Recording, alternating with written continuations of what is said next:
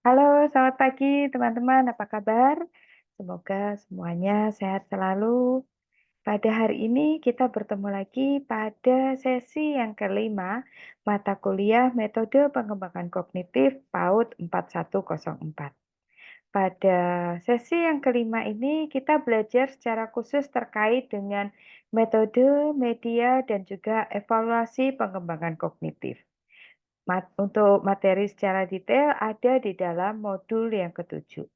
Jadi teman-teman, tujuan dan fungsi media dalam pengembangan kognitif itu bukan hanya sebagai alat bantu di dalam mengajar, tetapi juga berfungsi sebagai media dalam membawakan informasi atau pesan instruksional yang diperlukan oleh peserta didik kita.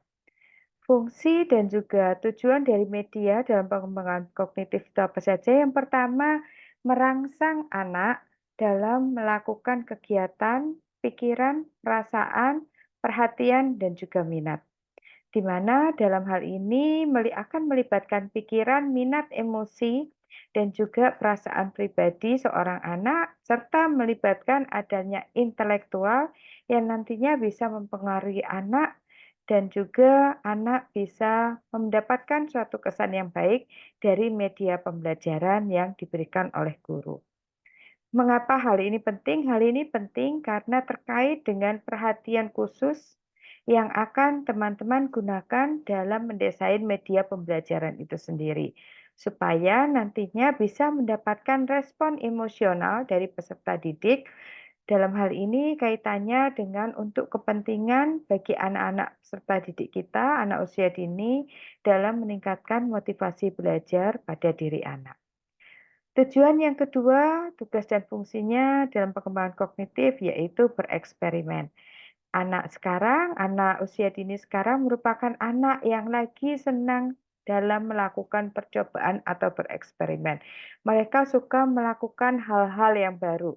Sebagai contoh, mencampurkan warna, kemudian membuat suatu mainan dari potongan kayu yang berwarna-warni, atau membuat suatu bentuk bangunan yang khusus. Oleh karena itu, kreativitas guru sangat penting bagi pengembangan kognitif peserta didik itu sendiri.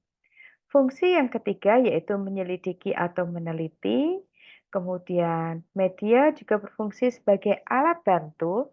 Dalam hal ini media sebagai alat bantu sangat mendukung dalam kelancaran proses belajar mengajar.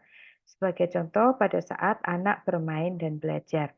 Misalnya alat bantu apa saja yang digunakan? Misalnya air, kemudian ada tali, alat tulis, kertas, dan sebagainya. Alat bantu ini akan bisa mendukung bagi guru untuk mendeliver suatu pesan atau informasi kepada anak usia dini.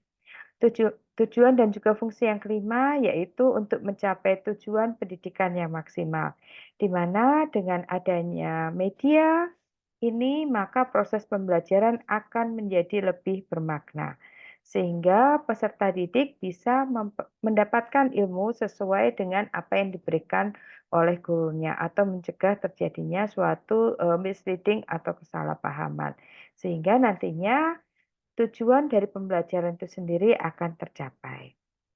Tujuan dan juga fungsi yang keenam yaitu sebagai alat peraga untuk memperjelas suatu materi, khususnya dalam hal ini bisa menghilangkan suatu verbalisme, kemudian mengembangkan imajinasi atau kreativitas anak. Tujuan yang kedelapan yaitu melaksanakan tugas yang diberikan, melatih kepekaan berpikir, bisa digunakan sebagai alat bermain dan juga media. Ini sangat penting untuk keperluan anak dalam melakukan tugas yang diberikan oleh guru. Sebagai contoh, kertas lipat atau menggunting kertas, kemudian membuat suatu gambar dan sebagainya. Oleh karena itu, media sangat besar maknanya untuk keberhasilan proses belajar mengajar.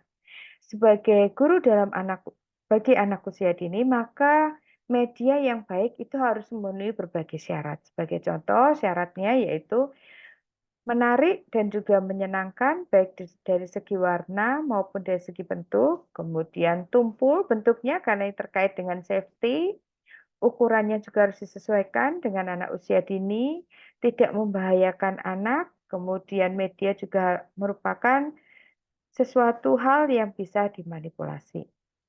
Teman-teman sekalian, pada sesi yang kelima ini ada tugas diskusi 5 yang harus dikerjakan dan juga tugas tutorial kedua. Teman-teman bisa mendownload di bagian tugas, di mana pada tugas tutorial kedua ada 5 soal yang harus teman-teman kerjakan.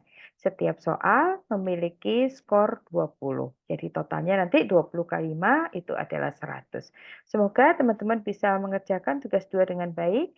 Teman-teman bisa memanfaatkan modul pembelajaran pada modul yang ketujuh atau sumber ilmiah lain yang bisa didapatkan di internet, baik dalam bentuk jurnal ilmiah atau dalam bentuk e-book.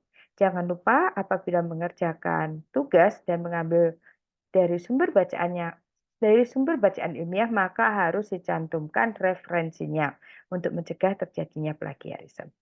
Terima kasih teman-teman semuanya. Saya tunggu tugas 2 dan juga diskusi yang kelima. Tolong disubmit sebelum batas waktu yang ditentukan. Apabila ada yang ditanyakan, bisa mengirimkan email ke saya atau message di e-learning ini.